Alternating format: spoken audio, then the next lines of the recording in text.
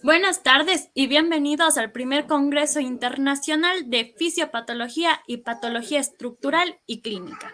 En esta tarde damos la bienvenida al doctor, en esta tarde, a quien vamos a presentar.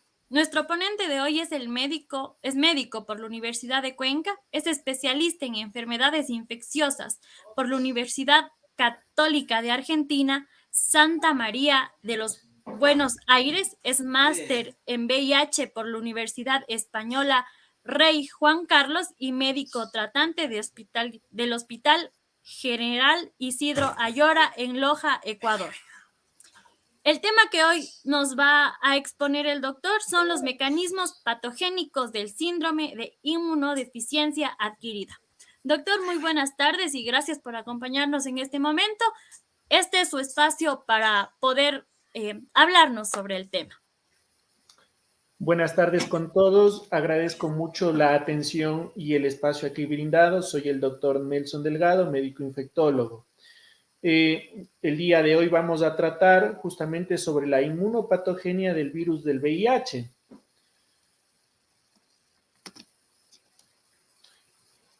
Todos sabemos que el virus, la pandemia del VIH tiene un inicio ya aproximadamente de 4 décadas. Esto empieza en el año de 1981, que se empieza a reportar una serie de eventos que estaban en ese momento mal llamados y un poco incluso estigmatizante con la llamada pandemia rosa. Vemos que el New England Journal of Medicine comienza a reportar infecciones oportunistas en un grupo de pacientes que tenían hombres sexo con hombres, en pacientes homosexuales. Vemos enfermedades de tipo oportunistas. Lo que primero reportaba era una neumonía por Pneumocystis jirovecii, por Pneumocystis carini. Previamente también veían episodios de candidiasis en pacientes homosexuales. Eran situaciones que nos daban a entender que este grupo de pacientes tenían problemas con enfermedades oportunistas.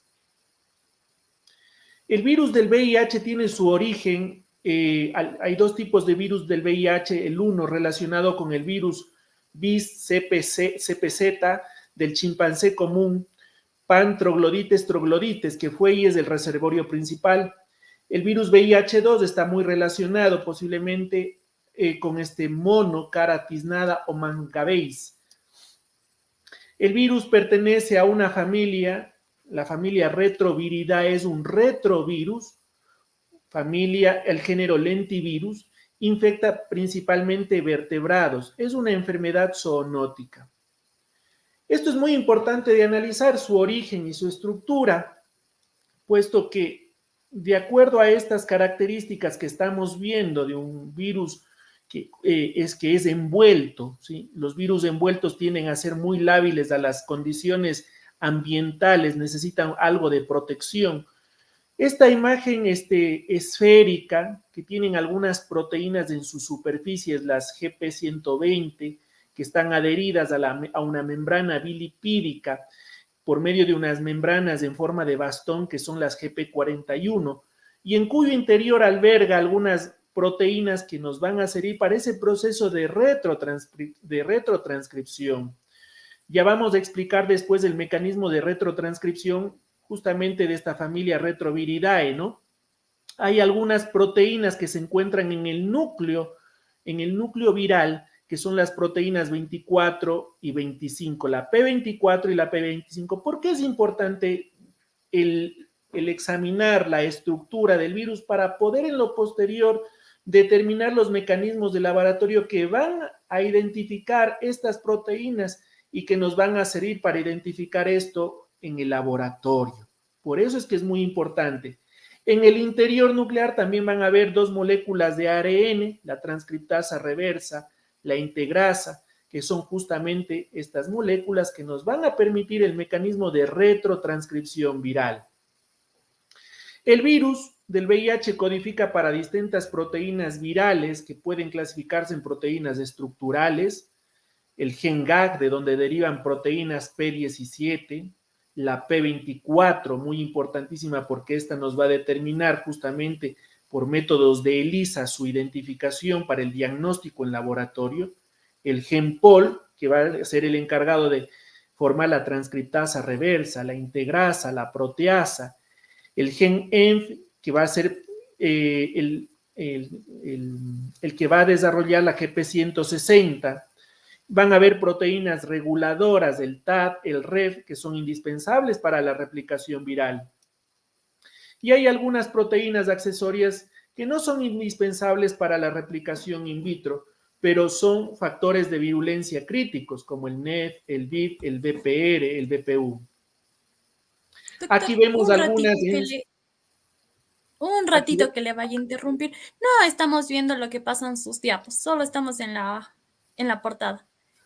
Hágale clic en la parte donde siempre se exponen en la presentación, que está al Ya, ladito del Zoom. Ahí hágale clic para que se amplíe su pantalla. ok.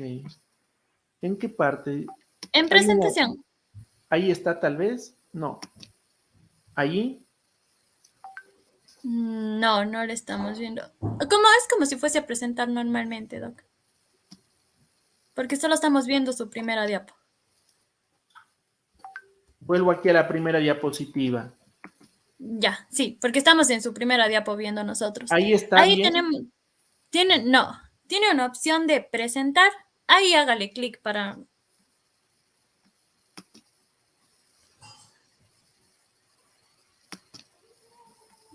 Lista para el moderador, ahí está bien. No, déjeme ver un ratito. Ya le quito y le vuelvo a poner. No, estamos viendo igual la primera diapo del título.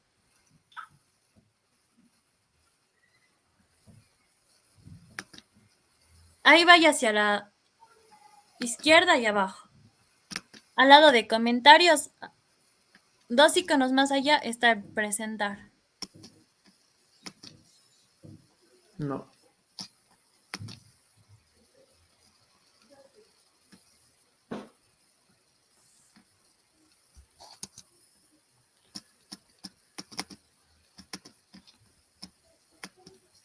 Allí, tal vez.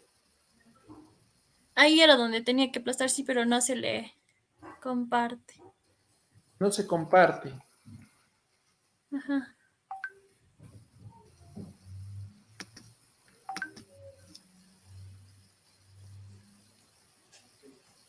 Lo que está compartiendo la pantalla completa. Sí, Quítale y vuélvale a compartir para ver si así se nos arregla. a ver, un momentito.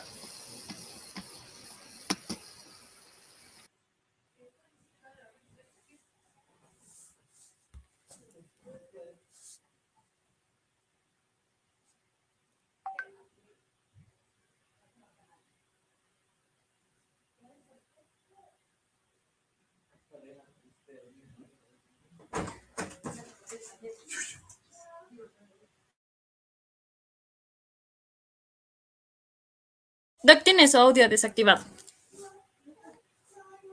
Ya, ahí sí. Ahora sí inténtele compartir la pantalla.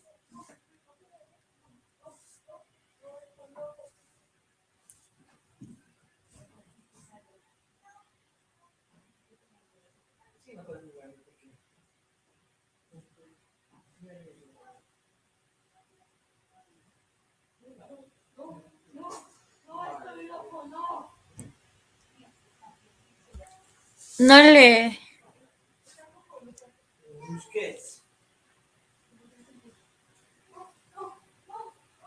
Su audio, no tengo su audio.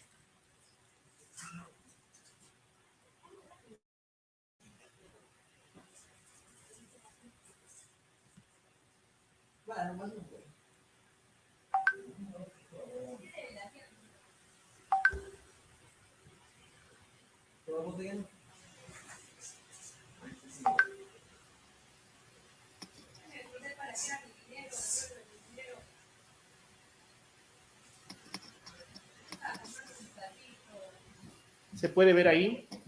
Sí, Doc. Veo su portada igual.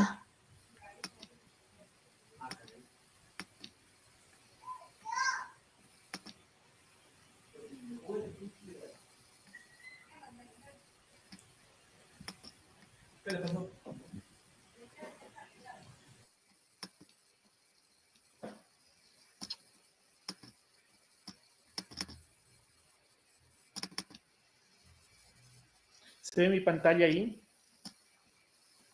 Sí, estamos viendo su portada. Inmunopatogenia del virus, el inicio se ve aquí esta diapositiva. Ajá. El inicio, ¿está bien? Sí.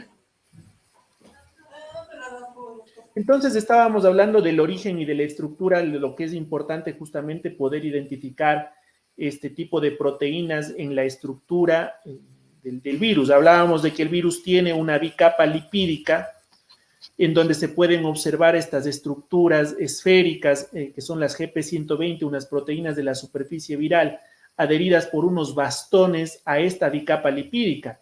Esto en la superficie externa, hacia lo exterior de la partícula viral. En el interior vamos a encontrar algunas proteínas de la matriz, el COR17, el 18, algunas proteínas en el interior como la P24, la 25, esto dentro del núcleo. Vamos a encontrar a nivel de núcleo enzimas como la proteasa, la transcriptasa reversa, el integrasa. El virus del VIH codifica para algunas distintas proteínas que pueden clasificarse en proteínas estructurales, justamente lo que habíamos indicado hace un momento. Las enzimas que son capaces que nos van a permitir hacer este proceso de retrotranscripción, la transcriptasa reversa, luego del ingreso del virus al interior de la célula, la transcriptasa reversa se ocupa de la retrotranscripción del ARN viral. La retrotranscripción implica que el virus, siendo ARN, pasa Doctor, ¿cómo está? Buenas tardes. Disculpe, nuevamente se están quedando sus diapositivas. Tal vez podría, por favor, quitarle del modo presentación e irles pasando, aunque sea manualmente.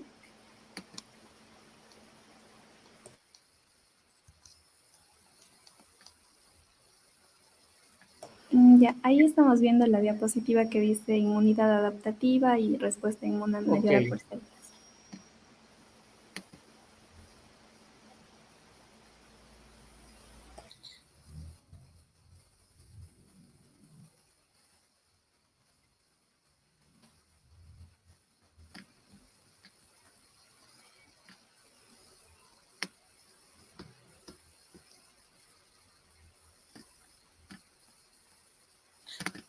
¿Se comparte ahí tal vez? Transcriptasa reversa, integrasa, proteasa. Sí, pero me parece que cuando le colocan el modo presentación es que se detienen. Entonces, mejor no le presente, sino pásele manualmente como no en modo presentación. Y ahí sí se corren las diapositivas. Ok.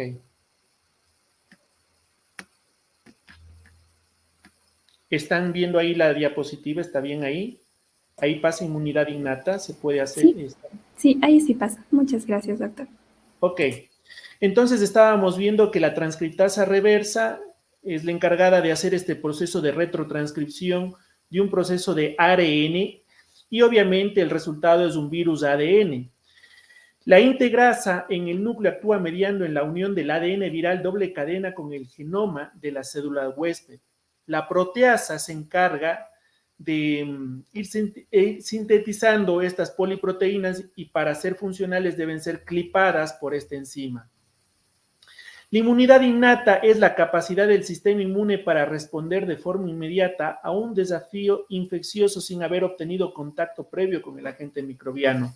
Gracias a la presencia de receptores comunes que conocen amplias clases de moléculas de tipo TROL, R de tipo TROL, reconoce productos microbianos extracelulares y esto nos da, obviamente, la secreción de citoquinas. La inmunidad adaptativa también tiene que ver con la producción desde la médula ósea de células madres hematopoyéticas pluripotenciales con los leucocitos, los linfocitos T y los linfocitos B. Los linfocitos T son los encargados de la respuesta inmune mediada por células, reconoce antígenos que fueron procesados y presentados dentro de las células hematopoyéticas. La respuesta de los linfocitos B se están encargados justamente de la respuesta inmune humoral, produce inmunoglobulinas y reconoce patógenos sin necesidad de que estos sean presentados. Los linfocitos T, los CD8, están encargados justamente de la respuesta citotóxica, reconoce antígenos, están encargados de la producción de citoquinas, de la lisis de la célula infectada. Los linfocitos T, los CD4, reconoce antígenos presentados a través del receptor CD4, no tienen una actividad citotóxica directa, activan células dendríticas, interactúan con los linfocitos T CD8. Los linfocitos B son la principal línea de defensa contra bacterias extracelulares, actúan produciendo justamente anticuerpos, inmunoglobulinas. La infección del VIH puede analizarse desde dos perspectivas diferentes. Un microcosmos, comportamiento de una partícula viral dentro de la célula, y un macrocosmos, que es la interacción entre las millones de partículas virales y el sistema inmunológico. Este microcosmos tiene que ver desde el momento en que la partícula viral ingresa al organismo. Los virus no se reproducen por ficción binaria como otros. Los virus deben ingresar a una célula intacta y deben disgregar a la partícula viral para poner en marcha la síntesis de la descendencia. Y esto es y se resume desde cuando una partícula viral ingresa al interior y entra en contacto con los linfocitos TCD4. Aquí ocurre un proceso de fusión de membranas, ¿sí? Es decir, este linfocito, mediante las proteínas GP120 que se encuentran en su estructura exterior, se unen a los receptores CD4 de los linfocitos y se anclan en ellos. Para eso también debe haber un correceptor de membrana, ¿sí? Que son los linfocitos estos receptores que son los CCR5 o los CXCR4, que son justamente los correceptores. En algunas personas, entiendas, en algunas personas incluso que pueden ser serodiscordantes, es decir, una persona tiene el virus y la otra no lo tiene, a pesar de que tengan convivencia, posiblemente la otra persona nunca va a adquirir el virus, es por falta de estos correceptores de membrana, por falta de estos CXCR4, que son justamente unos correceptores para que esta partícula viral se ancle no solo por el receptor CD4. Una vez que las membranas del linfocito y de la partícula viral entran en contacto, se produce justamente todo lo que tiene que ver con la retrotranscripción inversa, es decir, ese proceso por el cual un virus ARN pasa por un estadio de ADN y mediante la retrotranscripción nuevamente se obtienen dos partículas virales ARN, ¿sí? Ese es el proceso de retrotranscripción. La replicación viral, como les dije, consta de dos etapas. La primera fase, hablábamos en el anclaje viral, la entrada al citoplasma, la transcripción inversa, la entrada al núcleo, la integración del ADN y una segunda fase donde hay maduración y producción de partículas virales. Luego de la integración, el VIH puede permanecer latente, replicar en forma controlada y replicar en forma masiva. La unión de la proteína GP120 del virión a la molécula del CD4, esto está presente justamente en linfocitos T, en macrófagos y en células dendríticas. Para que se ocurra ese anclaje de la partícula viral, no solo se necesita la presencia del receptor CD4, sino también de otros correceptores en la membrana como los CCR5, los CXCR4 en las células T. La entrada al citoplasma permite la liberación del núcleo viral, ¿sí? Y es justamente ese proceso de desensamblaje para que produzca en lo posterior la retrotranscripción. La transcripción comienza en el citoplasma, se produce síntesis de ADN por el complejo enzimático de la transcriptasa reversa. Este complejo de preintegración es transportado al núcleo donde se integra el genoma del hospedador. Y en lo posterior, como desenlace de esto, hay la maduración de partículas y producción de nuevos viriones. Después de que esto pasó por un estadio de ADN, se obtienen nuevamente partículas ARN, ¿sí?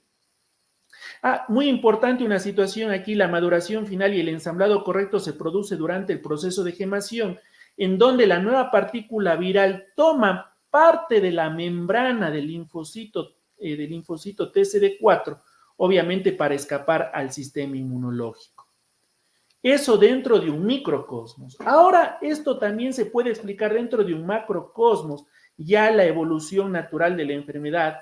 Y aquí estamos viendo justamente una gráfica que nos indica la evolución natural de la enfermedad, cómo interactúa el virus con el sistema inmunológico dentro de un proceso de infección aguda, llamemos aquí dentro de las primeras 12 semanas, en donde hay una replicación alta viral, ¿sí? Y obviamente puede haber un descenso ya de los linfocitos TCD4. Esto es la primoinfección. Esto ocurre dentro de las primeras 12 semanas.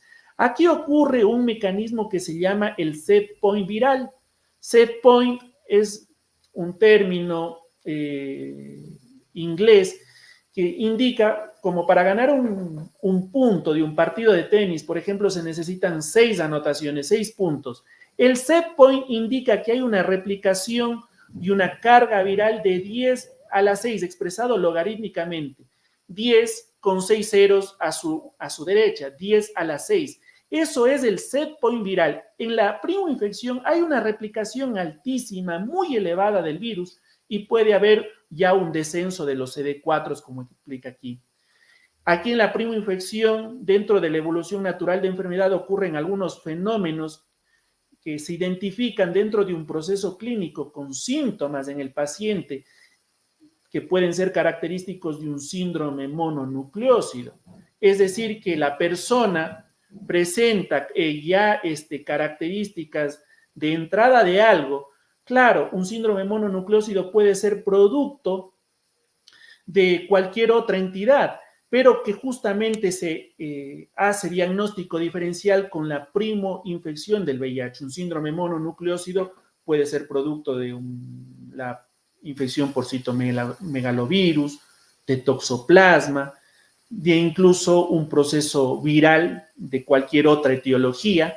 Pero esto también puede ser este síndrome mononucleósido, la primoinfección por virus del VIH.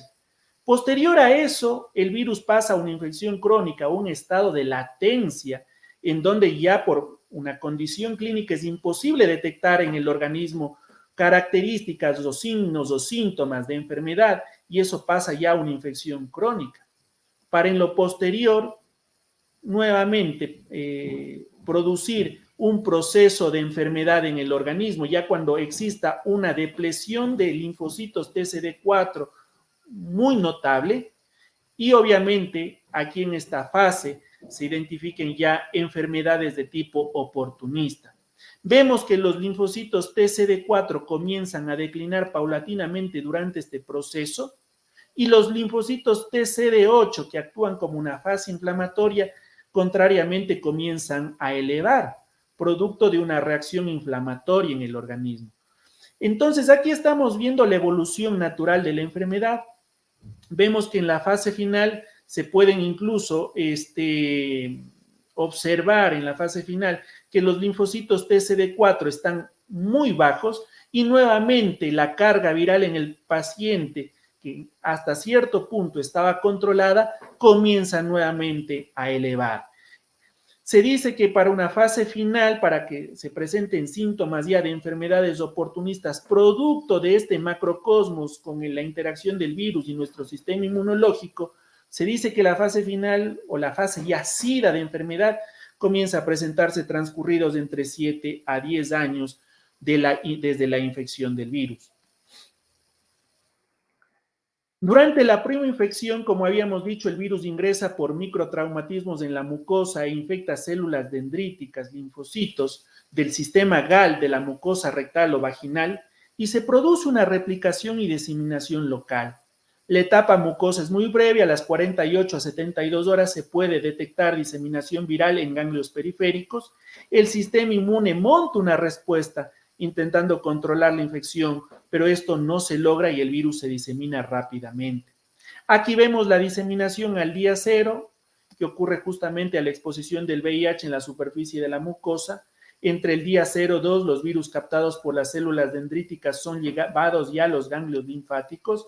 Entre el día 4 a 11, el virus del VIH son replicadas en células CD4 y son liberadas hacia la sangre. Día 11 o más, la diseminación del virus hacia otros órganos.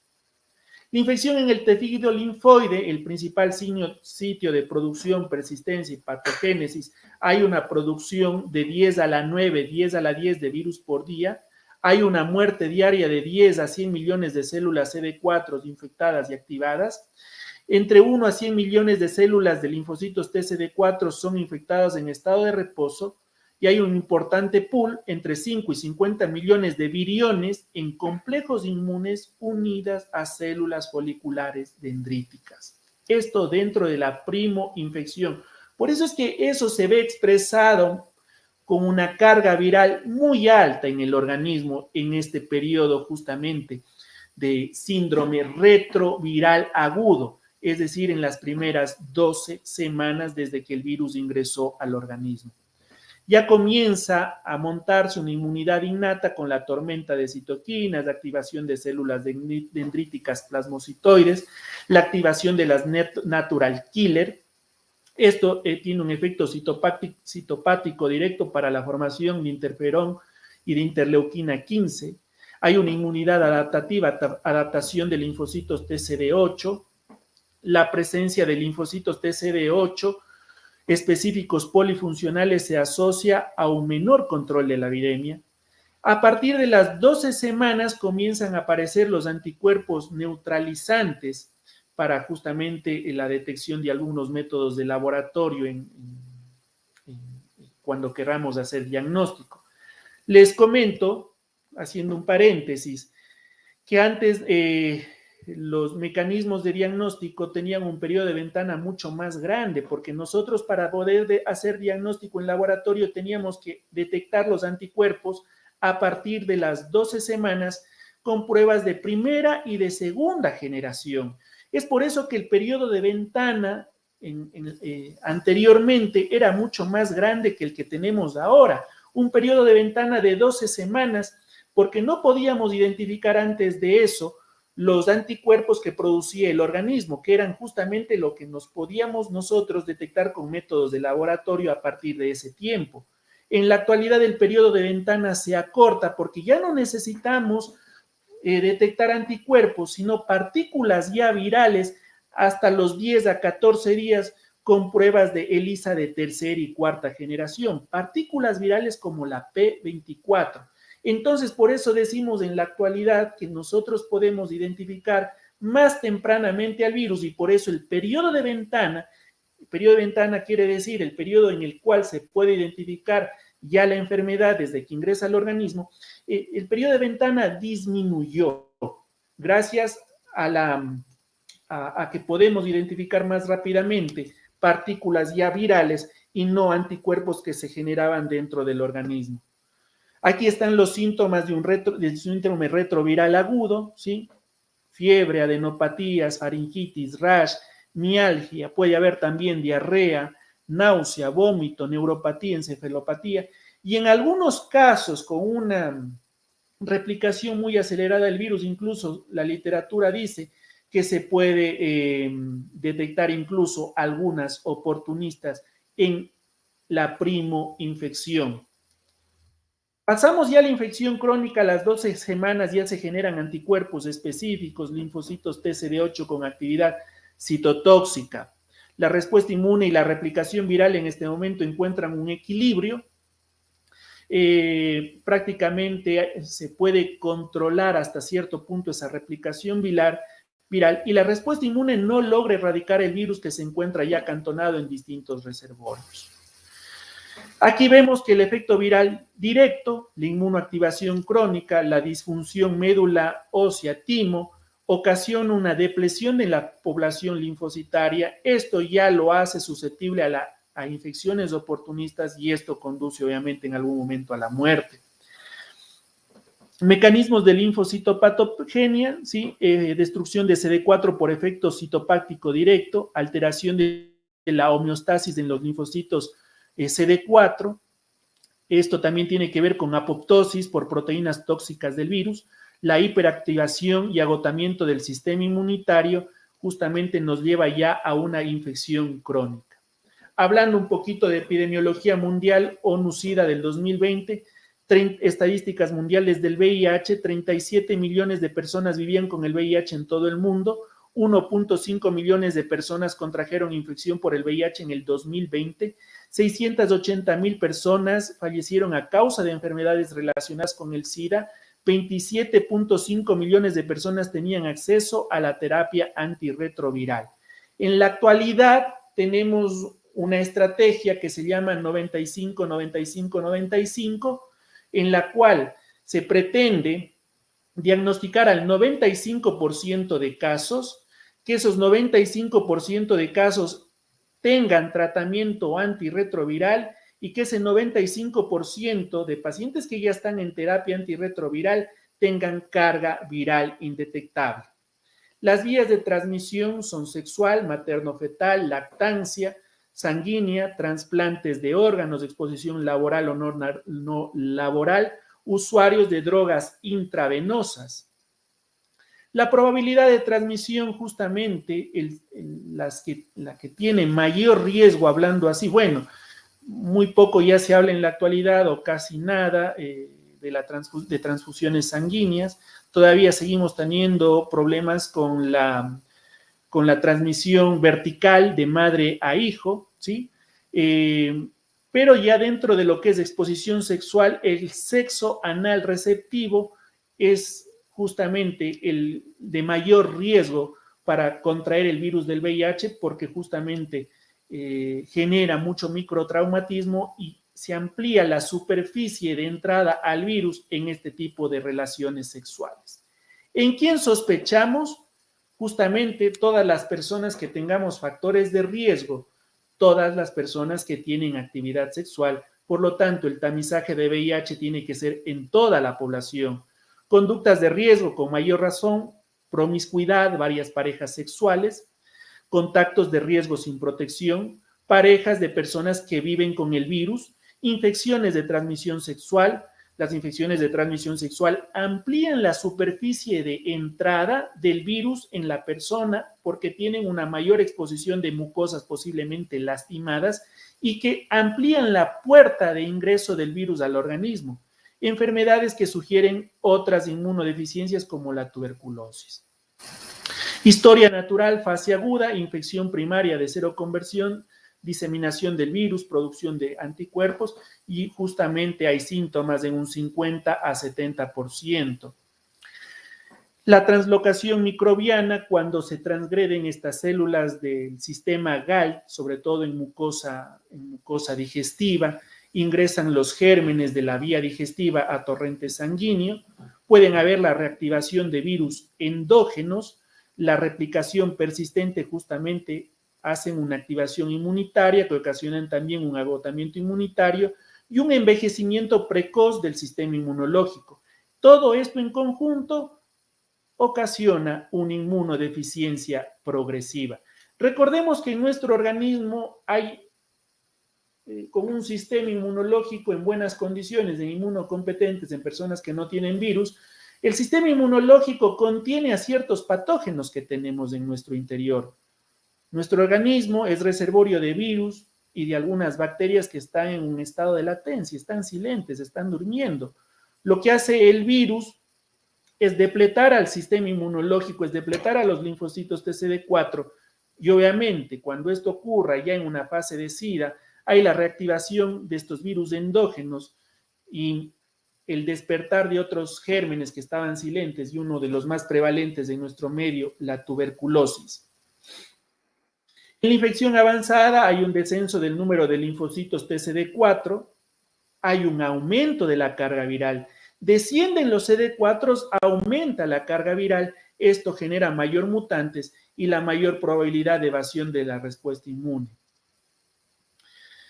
Latencia, persistencia y reactivación. No existe en la actualidad tratamiento que cure la enfermedad. Aún con tratamiento antirretroviral adecuado existe replicación viral. Al suspender el tratamiento antirretroviral, la carga viral vuelve a valores similares a los previos al inicio del tratamiento y la persistencia viral y la viremia residual se explican por algunas hipótesis: escapes al tratamiento antirretroviral, la replicación persistente en tipos celulares de vida larga y la reactivación a partir de reservorios latentes. Por estas condiciones es que el tratamiento antirretroviral no cura la enfermedad. Lo que hace el tratamiento antirretroviral es controlar la viremia hasta llevarlo a niveles indetectables en plasma, en sangre, pero una vez suspendido tratamiento antirretroviral por estos reservorios y por estas hipótesis que estamos mencionando, nuevamente comienza el virus a replicar. Se habla de que hay reservorios en algunos lugares del sistema nervioso central en el cual la medicación no tiene acción. Y a partir de estos reservorios, de estos lugares donde se encuentra el virus de forma latente, al suspender tratamiento antirretroviral, nuevamente a partir de estos reservorios el virus comienza a replicar. Y por eso es que mientras exista tratamiento, eso se controla. El paciente suspende la medicación y el virus comienza nuevamente a replicar. Llegamos a una fase avanzada en donde ya comienzan a manifestarse las enfermedades marcadoras de SIDA, hablemos bacterianas, parasitarias, virales, micóticas, bacterianas a la cabeza con las micobacterias, la reactivación de tuberculosis en el organismo. En nuestra población latinoamericana se dice que 1/3 de la población está infectada para tuberculosis. Tenemos bacilo de Koch en nuestro organismo.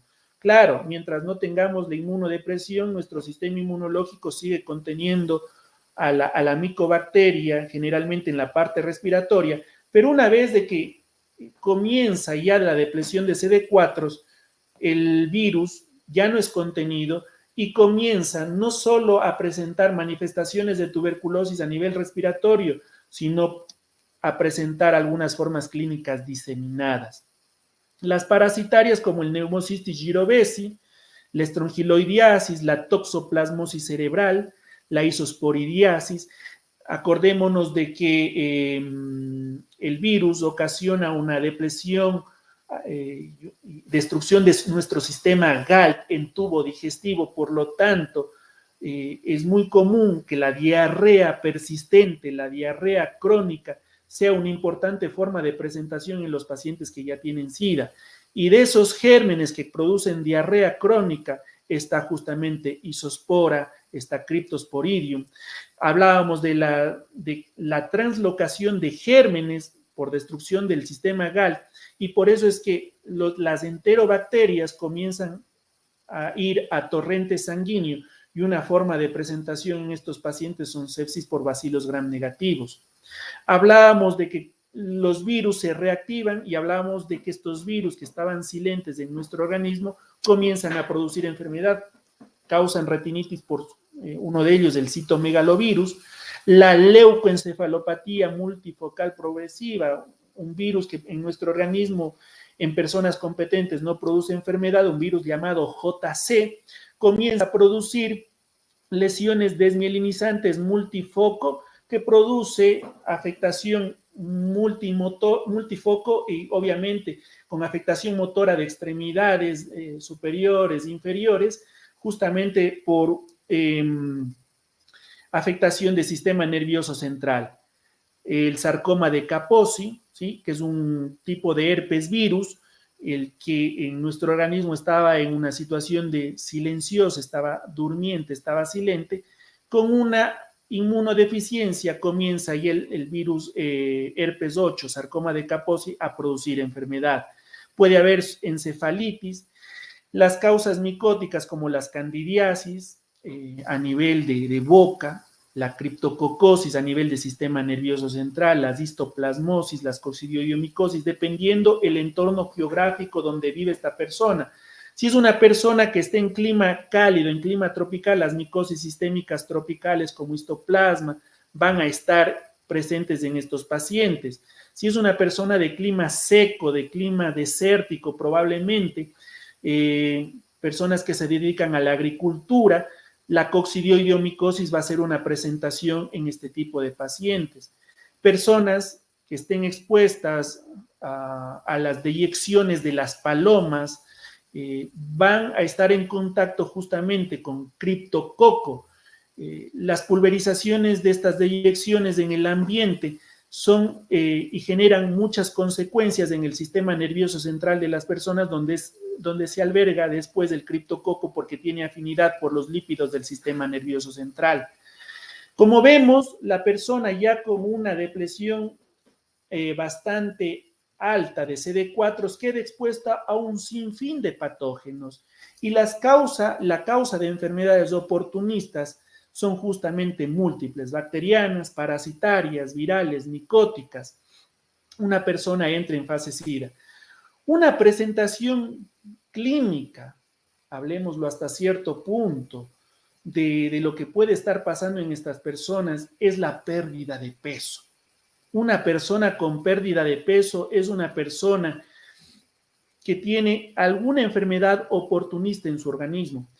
Las enfermedades oportunistas se muestran bajo distintas presentaciones clínicas en las personas, pero la pérdida de peso es la que justamente nos va a indicar a nosotros como médicos que algo está pasando en una persona con enfermedad SIDA de muy avanzada evolución. Un sistema inmunológico no produce débil, un sistema inmunológico débil no produce reacción inflamatoria porque no hay CD4. Por lo tanto, la persona empieza a manifestar enfermedades con baja de peso. Resumiendo, una infección aguda, destrucción directa de los linfocitos TCD4 por apoptosis, hay destrucción del sistema GAL, hay secuestro en órganos linfoideos, hay establecimiento de una respuesta celular de destrucción mediada por linfocitos CD8 citotóxicos. Estos comienzan a aumentar y a producir algo de reacción inflamatoria. Hay una etapa crónica que hay ocasionando un agotamiento inmunitario y hay una etapa ya avanzada de enfermedad donde hay aumento de la replicación viral, generación de más mutantes y mayor probabilidad de evasión al sistema inmunológico. Aquí vemos las enfermedades marcadoras definidas por categorías, enfermedades marcadoras SIDA, categoría A, categoría B, categoría C. En categoría A puede haber una infección asintomática por VIH. En categoría A, la infección aguda, el síndrome retroviral agudo, la linfoadenopatía generalizada persistente que ocurre justamente en este proceso de primoinfección. Pasamos a categoría B, donde ya vemos candidiasis orofaringia, síndromes constitutivos, fiebre o diarrea de más de un mes, displasia cervical, leucoplasia oral vellosa, el herpes zóster mayor a 2 episodios en 2 dermatomas distintos. En categoría C, pues bueno, en categoría C ya encontramos prácticamente todas las enfermedades marcadoras de SIDA, desde la candidiasis de esófago, pasando por procesos tumorales, las enfermedades micóticas sistémicas, las micosis sistémicas como la coccidioidomicosis, la criptococosis. Vemos las diarreas crónicas ocasionadas por criptosporidiasis, el síndrome de Mansion relacionada al VIH, el Wasting Syndrome que llaman en Norteamérica, en literatura inglesa, enfermedad por citomegalovirus, la encefalopatía relacionada al VIH, la sepsis por salmonela, la reactivación de toxoplasmosis, entre otros. Aquí el estado inmunológico de las personas está muy deteriorado. Y aquí vemos la importancia de saber en su respectivo momento el conteo de CD4 del paciente, porque un conteo de CD4 nos va a orientar a los posibles enfermedades oportunistas que están justamente ocurriendo en estas personas. Con un conteo mayor de 500 CD4, probablemente el paciente esté en un síndrome retroviral agudo, tenga una candidiasis, complicaciones podrían tener miopatías, meningitis aséptica, pero ya vamos viendo que a medida que disminuyen los CD4, se van presentando complicaciones oportunistas más graves, neumonías, tuberculosis, herpes, micosis sistémicas, ya incluso con presentaciones incluso diseminadas. Personas con menos de 50 CD4 posiblemente puedan tener enfermedades diseminadas por citomegalovirus, enfermedades asociadas a Mycobacterium avium complex y de forma diseminada, personas que pueden estar presentando linfoma primario del sistema nervioso central. Nosotros vemos indirectamente al paciente cómo está y también podemos sospechar qué tan grave estaban, qué tan avanzado estado de enfermedad tiene la persona, cuán deteriorado está su sistema inmunológico. El paciente a veces nos va diciendo a nosotros cuán avanzado proceso de enfermedad tiene. Basta con revisar las mucosas de nuestros pacientes como para encontrar candidiasis y poder saber que el paciente probablemente está bordeando los 200 CD4. Si es que el paciente está ya con un diagnóstico de VIH-Sida y vemos que presenta anemia grave, pancitopenia, es un paciente que posiblemente tiene menos de 50 CD4 y lo que le está afectando a ese paciente es un citomegalovirus diseminado. Si el paciente viene con un proceso de meningitis, dentro de esa meningitis vemos un proceso de hipertensión endocraniana exagerada, manifestado con cefalea intensa, tendríamos que sospechar que el paciente tiene criptococosis y que con criptococosis el paciente tiene menos de 200 CD4. Si es que el paciente viene con diarrea de más de un mes de evolución, tendríamos que pensar que los agentes que están con ese paciente son Cryptosporidium a la cabeza, Isospora, y que probablemente el paciente tiene menos de 200 CD4. En general, la parte clínica nos va diciendo a nosotros los médicos cuán avanzada está la enfermedad y más o menos podríamos clínicamente ir viendo cuántos CD4 tengan hasta que nosotros podamos tener un resultado de laboratorio. Y aquí veíamos lo que les explicaba en un inicio. El diagnóstico tiene que ver con la detección de las partículas virales, una P24, mediante un ELISA de cuarta generación, y en lo posterior, si es que esta sale positiva, pedir un ELISA de tercera generación. Si es que ambas ELISAs, cuarta y tercera generación, están positivas, pues tenemos diagnóstico para virus del VIH. Es justamente en la actualidad la forma de diagnosticar el virus del VIH, haciendo justamente que estas pruebas, ELISA de cuarta y de tercera generación, estén las dos positivas al mismo tiempo, ¿sí? En base a eso, nosotros damos un diagnóstico y si ya ambas pruebas están positivas, sabemos que la persona está justamente atravesando una enfermedad del VIH y el siguiente paso para determinar y para estadiar al paciente es realizar una carga viral y un conteo de CD4. Hay algunos falsos negativos que pueden estar en relación con periodo de ventana que precede a la aparición también de anticuerpos. Recordemos que el periodo de ventana en la actualidad es de 10 a 14 días, teniendo en cuenta que tenemos ELISA de cuarta generación para detección de partícula P24 y justamente confirmar después con una prueba de tercera generación. Esto nos da una alta especificidad y sensibilidad para el diagnóstico del virus del VIH. Pasamos a una fase crónica, donde ya habíamos hablado esto de las enfermedades justamente oportunistas, que pueden ocurrir en cualquier aparato, en cualquier sistema del organismo, ojos, citomegalovirus, boca-garganta, candidiasis, leucoplasia oral verullosa, herpes orofaringio, posible sarcoma de Kaposi, lesiones en piel, herpes simple, herpes zóster, lesiones causadas por histoplasma, afecciones a nivel de hígado causada por herpes, a nivel de tubo digestivo, diarrea crónica, citomegalovirus, criptosporidiasis, a nivel pulmonar, la tuberculosis, la neumonía por Pneumocystis jirovecii, infecciones micóticas sistémicas, a nivel genital vemos herpes genital, virus papiloma humano o candidiasis. Estas son las presentaciones oportunistas a nivel de sistema. La reactivación de toxoplasmosis, la criptococosis, Toxoplasmosis, estamos hablando justamente de lesiones ocupantes cerebrales que en el paciente se manifiestan con algún déficit motor, bien sea de extremidades superiores, con hemiparesia, incluso dependiendo el lugar donde se encuentre la lesión en sistema nervioso central. Hablábamos de la reactivación de tuberculosis. En enfermedades muy avanzadas por tuberculosis, por ejemplo, en estos pacientes, como no hay reacción inflamatoria por déficit de CD4, no hay fiebre, no hay la producción de pus, a veces las radiografías no muestran ni cavitación ni lesiones relacionadas con una infección por tuberculosis en una persona con un buen sistema inmunológico.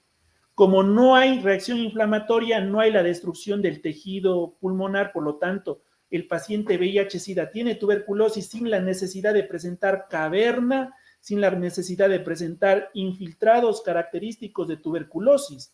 Así es que una radiografía en una enfermedad muy avanzada por SIDA de una persona con tuberculosis puede pasar inadvertida y como normal.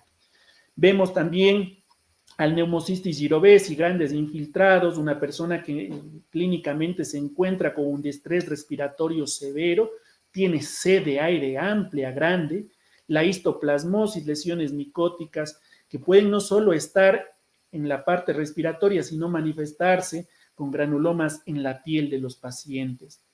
Vemos aquí las candidiasis esofágicas, la rinitis por citomegalovirus, Wasting síndrome, el síndrome de consumo en los pacientes.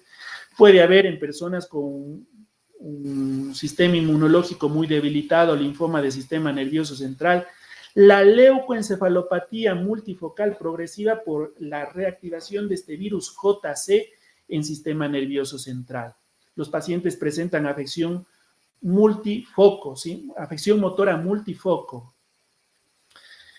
¿Cuándo iniciamos tratamiento antirretroviral? A partir del año 2015 los estudios nos dicen de que es necesario ofertar tratamiento antirretroviral a todas las personas que estén infectadas por virus del VIH. ¿Qué es lo que hacíamos antes del 2015? Los pacientes tenían que acercarse probablemente a 200 CD4 o presentar algún signo de enfermedad oportunista como para que el médico le ofrezca tratamiento antirretroviral al paciente. Con el tiempo nos dimos cuenta que hacer esa situación de tratamiento no controlaba la carga viral, no controlaba la viremia como pandemia. Habían personas que tenían cargas virales y estaban en condición de transmitir el virus a otras personas. Nos dimos cuenta que cuando la persona se acercaba mucho a estas cifras de 200 CD4 estaban ya en riesgo de muerte. Por lo tanto, a partir del 2015, mediante los nuevos estudios, se ofertó tratamiento universal independientemente del conteo de CD4 que tengan las personas, independientemente que las personas tengan enfermedades oportunistas. Justamente el estudio en el cual se basó esto es del Insight Start en el 2015, donde demuestra una reducción de muerte SIDA al 57%. Y segundo, se controlaba la pandemia de mejor manera. Las personas llegaban a tener carga viral indetectable, por lo tanto, ya no transmitían la enfermedad. Sepan ustedes que una persona con carga viral indetectable no transmite la enfermedad a otra persona. Por eso, la importancia de tener cargas virales indetectables para evitar la diseminación de la enfermedad y realizar un mejor control de la pandemia. Con tratamiento antirretroviral, controlo la pandemia desde el punto de vista epidemiológico y segundo, ocasiono menos muerte en los pacientes. Para elegir un tratamiento antirretroviral tengo que tener en mente esta condición: eficacia, seguridad, simplicidad, individualidad. Simplicidad, que sea fácil de usar, que no sean tantos comprimidos. Ahora tenemos tratamientos simplificados en un solo comprimido con un cóctel farmacológico de 3 drogas. Eficacia, que sea óptima y durable, que el tratamiento no genere resistencias, que sea seguro, que no sea tóxico, que sea tolerable con otro tipo de medicamentos y que sea individualizado y acorde a cada persona con el resto de patologías que pueda tener indudablemente. ¿Qué más pedimos al tratamiento antirretroviral? Eficacia, seguridad, tolerabilidad. Esto nos da baja interacción con drogas, alta barrera genética a la resistencia, es decir, que no se generen mutantes en las personas, y baja cantidad de comprimidos, lo que nos optimice y nos garantice una adherencia del tratamiento en la persona. Antaño teníamos esquemas de tratamiento con muchos comprimidos que eran poco tolerables, poco amistosos con otras drogas, con otros componentes. Por lo tanto, los pacientes no tenían adherencia al tratamiento, abandonaban esto, y eso no era bueno para nosotros como médicos, tener muertes por abandonos de tratamiento. Y segundo, un mal control de la pandemia en la población. Con un solo comprimido al día, que sea tolerable, que no sea tóxico, que se lleve bien con otras drogas, garantizamos que el paciente esté tomando su medicamento y garantizamos que el paciente no abandone la medicación, garantizamos que el paciente no fallezca por efecto de esto. Fíjense ustedes en anteriores épocas, antes del 2019, teníamos algunos cócteles farmacológicos en cuanto a tratamiento antirretroviral. En la actualidad, esto se traduce a partir del 2019 a algo que se llama inhibidores de la integrasa, a la cabeza un medicamento que se llama dolutegravir, que se acompaña de tenofovir, lamivudina o entricitabina. Un solo esquema de tratamiento prácticamente universal que, llevado de una manera adecuada con el paciente, tiene todas estas cualidades importantes para evitar que el paciente abandone tratamiento. Eso implica una respuesta con una reducción de la carga viral en el organismo desde temprano uso de la medicación, evitar resistencias, evitar de que la persona abandone el tratamiento. Es un tratamiento simplificado, un solo comprimido al día, en el cual el paciente tolera la medicación y no tiene efectos tóxicos de estas sobre su organismo. Muchísimas gracias.